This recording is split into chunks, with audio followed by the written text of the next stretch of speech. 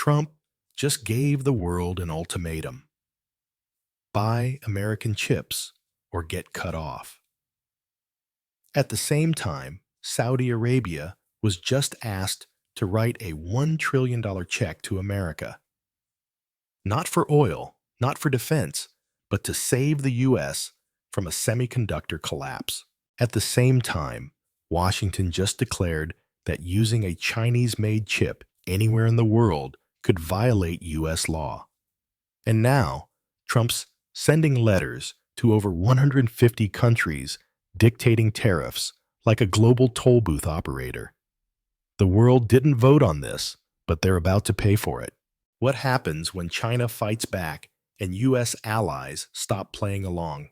In a single press conference in Riyadh, President Trump asked Saudi Arabia to round up a $600 billion investment commitment to a full $1 trillion just days after the U.S. 10-year Treasury yield spiked back to 4.48%, triggering fears of a second inflation wave. According to Bloomberg, the U.S. now faces a debt servicing bill of over $1 trillion annually, making foreign capital essential for maintaining domestic stimulus and subsidizing semiconductor reshoring. Trump's request wasn't tied to mutual projects. It was framed as a direct injection into U.S. growth justified by what we've done for them. But Riyadh's own first quarter 2025 deficit hit $15.7 billion, with NEOM alone projected to consume $1.5 trillion by 2030 per Saudi state data. Trump's demand wasn't just bold, it collided directly with the kingdom's own survival math. And yet, that didn't stop the pitch, because what came next was a trade not of goods, but of allegiance. While NVIDIA CEO Jensen Huang confirmed the sale of 18,000 Blackwell AI chips to Saudi AI startup Humane, the Commerce Department simultaneously declared that using Huawei's Ascent chips anywhere in the world may now violate U.S. export law, even if made in China, citing probable U.S. technology origin. Reuters reported this doctrine shift as part of a broader secondary control policy extending U.S. enforcement globally, including against third-party buyers. Trump's Middle East pitch centered on chips as leverage. Buy our tech, get our backing. But buried under the glowing deals is an ultimatum: accept U.S. AI hardware or face retaliatory trade restrictions. The pitch isn't subtle. It's geopolitical extortion through silicon. And while NVIDIA expands into Saudi data centers, the White House threatens to penalize any country touching Huawei. So the question isn't who wants chips, it's who's willing to play by rules they didn't write. Saudi Arabia's ability to deliver even $600 billion, let alone $1 trillion, faces sharp constraints. According to IMF estimates, the kingdom needs oil at $96 per barrel to balance its budget. Yet Brent crude dropped to $79 in April 2025, hammering revenue. Riyadh's public investment fund already committed $2 trillion to Vision 2030 mega projects, including the NEOM Smart City and Chidia Tourism Complex. Fitch warns the kingdom may issue up to $120 billion in new bonds by 2026 just to stay solvent. Yet Trump's pitch depends on funneling PIF capital into American firms, while Riyadh builds its own semiconductor infrastructure at home. Bloomberg notes that Saudi Arabia committed $10 billion to AI hardware through Humane, but no evidence suggests the remaining $590 billion exist as deployable capital. The real ask: divert funds from domestic nation building to foreign GDP rescue. But MBS isn't just a donor, he's a rival developer. And every dollar sent to America weakens his own empire in progress. Trump's February executive order to create an American sovereign wealth fund raised eyebrows among economists not because of ambition, but because of structure. Unlike Norway or Singapore, the United States runs a twin deficit, a $1.7 trillion federal shortfall, according to the CBO in 2025, and an $842 billion trade gap, as reported by the USTR. Sovereign funds rely on surpluses. The proposed U.S. fund would instead be debt-fueled, increasing Treasury issuance in a market already bloated by over $34 trillion in federal debt. Treasury Secretary Scott Bessent's suggestion that the fund could compete globally assumes U.S. bureaucrats can beat private equity returns despite a lack of precedent and the risk of politically motivated investments.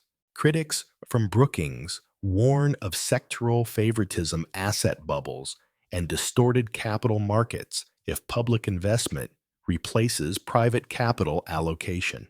The fund's real purpose may be diplomatic, used to lure allies or subsidize reshoring, but the price is clear.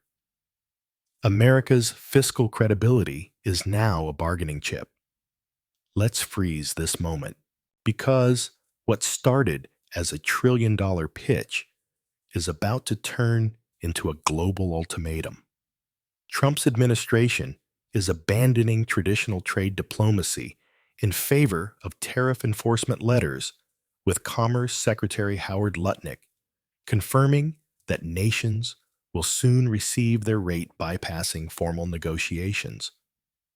The move follows failed attempts to secure 90 trade deals in 90 days, which collapsed under logistical pressure.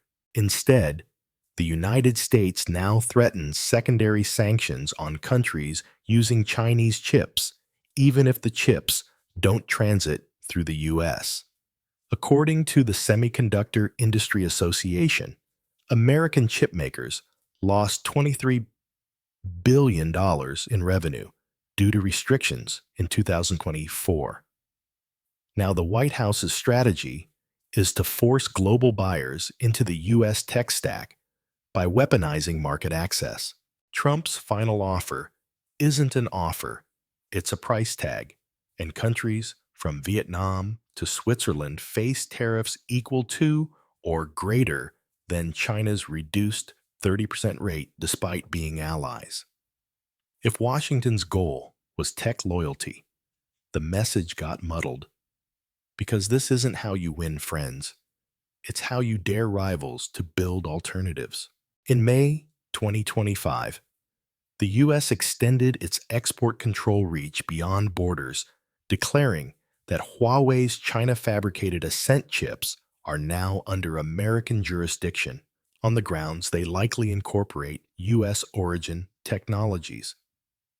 This doctrine shift, reported by Reuters, marks a legal escalation that effectively criminalizes the use of Huawei AI chips globally, even if they're built entirely on Chinese soil. But the logic hinges on probabilities, not proof. The Semiconductor Industry Association warned this move may provoke a regulatory arms race, undermining confidence in multilateral supply chains. Meanwhile, U.S. companies like NVIDIA, who just secured a $10 billion Middle East chip deal, remain quietly exposed, with CEO Jensen Huang stating in a CNBC interview, "China is still a $50 billion market. It would be a tremendous loss to exit."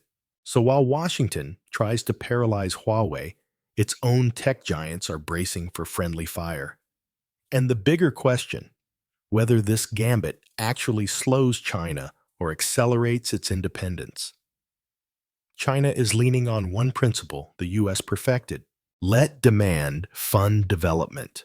In 2024 alone, Beijing imported over $475 billion in semiconductors, according to customs data, creating a domestic incentive powerful enough to justify massive state investment.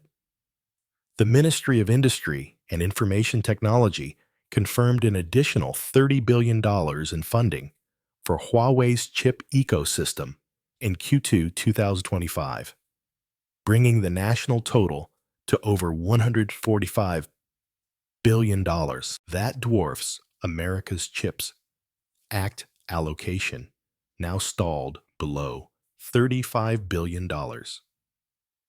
China's borrowing costs, meanwhile, remain 2.5 percentage points below U.S. Treasuries, allowing it to subsidize R&D without triggering inflationary panic. As Bloomberg reported, NVIDIA is now building an R&D center in Shanghai tailored specifically to the Chinese market. Evidence that U.S. tech firms are hedging, not retreating. If the goal was to isolate China, the result may be a fortified parallel ecosystem. And it's not a secret. It's economics. U.S. enforcement isn't stopping at China, it's turning global. Commerce Secretary Howard Lutnick now warns that any country using Huawei chips may face secondary sanctions or be pushed to the lowest tier of the U.S. tech trade list, according to internal memos leaked to the Wall Street Journal. Yet this hardline stance is triggering resistance. India, still under a 26% U.S. tariff, is reportedly delaying iPhone production expansion while exploring Huawei integration for domestic infrastructure projects. The European Union, meanwhile, has requested formal WTO arbitration to assess the legality of the extraterritorial restrictions, citing violation of sovereign procurement rights. Even Saudi Arabia, fresh off its AI partnership with NVIDIA, has refused to cancel legacy contracts involving Huawei-based networks, Bloomberg reports. The dilemma is clear. Either accept higher U.S. chip costs and political strings, or invest in non-Western alternatives and risk market retaliation. What remains unclear is whether U.S. pressure will fracture alliances faster than it can consolidate them. In an abrupt reversal, President Trump scrapped his 90-nation negotiation roadmap and authorized direct tariff orders to be delivered via diplomatic letters, bypassing trade talks entirely. According to Financial Times, sources, over 150 countries are expected to receive rate cards setting mandatory tariffs for access to the U.S. market. The justification: administrative capacity. But critics say it's economic coercion repackaged as efficiency. Trump slashed China's tariff to 30%, yet raised rates on U.S. allies, including Japan, 32%, Switzerland, 35%, and South Korea, 29%, despite no comparable deficits. The inconsistency is driving speculation that tariffs are being used not as a trade balancing tool, but as leverage to secure chip compliance. Goldman Sachs warned in a May 2025 note that the abrupt shift risks undermining global supply trust, especially as companies accelerate diversification out of the U.S. Trump calls it reshoring. But with Apple withholding India investment and Taiwan signaling legal challenge, the risk is that America's final offer sounds less like a deal and more like a demand letter. So now the mask is off. It's no longer just about chips. It's about control. A $1 trillion ask from Saudi Arabia. Legal claims over Chinese-made semiconductors. Tariffs handed down like verdicts. The U.S. wants to lead the AI race, but it's doing it with debt-funded diplomacy, untested legal doctrines and ultimatums to allies who aren't sure they still want in. Meanwhile, China is quietly stacking capital cutting deals and building a mirror supply chain with American DNA embedded in every step. So let me ask you this. If America's allies start resisting and China stops waiting, who really wins this war? Drop your take in the comments. We're glad you're enjoying this video. Please like and subscribe. Check out another video that is now on your screen.